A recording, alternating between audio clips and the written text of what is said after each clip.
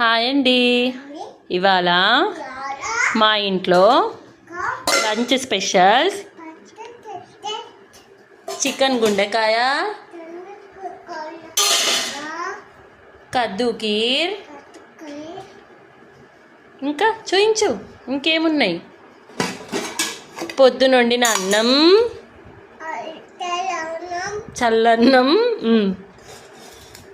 చపాతీ, గోకరకాయ, నాటుకోడి చికెన్ అన్నీ సూపర్ ఉన్నాయి. నేను ఇప్పుడు తింటున్నాను. మరి మీరేం తిన్నారు?